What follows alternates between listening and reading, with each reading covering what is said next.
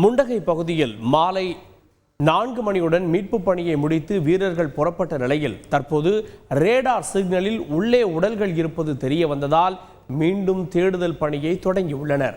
இது குறித்து கூடுதல் தகவல்களை செய்தியாளர் சிவசபாபதியிடம் கேட்கலாம். சிவசபாபதி, இந்த ரேடார் உதவியோடு உடல்கள் கண்டறியக்கூடிய பணி நடந்து வருகிறது, கூடுதல் விவரங்கள் என்ன?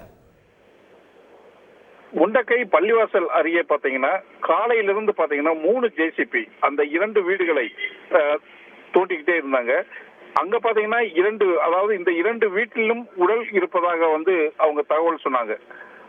அதனால அந்த தோண்டிக்கிட்டே இருக்கும்போது வெகு நேரம் ஆகியும் அந்த உடல்கள் எதுவுமே கிடைக்கப்பெறல. அப்போ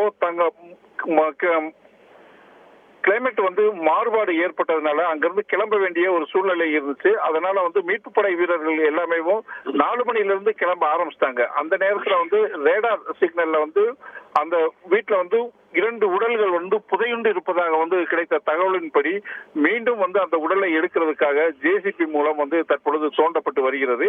அந்த இடத்துல தோன்றப்போ 2 உடல் மட்டும் தானா இருக்கு, இல்ல அருகில் இருக்கிற வீட்டுல வேறு உடல்கள் எதுவும் இருக்கா அப்படின்னு சொல்லிட்டு முழுமையாக தோண்டி முடித்த பிறகுதான் தெரிய வரும். கூடுதல் விவரங்களுக்கு நன்றி சிவசபாபதி. 2 வீடுகள் இருந்த இடங்களில் தோண்டப்பட்டு வருகிறது. அங்கே உடல்கள் இருப்பதற்கான தடயங்கள் ரேடார் மூலமாக கிடைத்திருப்பதால் மீண்டும் அவர்களை தேடக்கூடிய பணி தொடங்கி இருக்கிறது. அதனை தற்போது கிடைத்த செய்தியாக பார்க்கிறோம். செய்திகளை உடனுக்குடன் தெரிந்து கொள்ள உடனே சப்ஸ்கிரைப் பண்ணுங்க.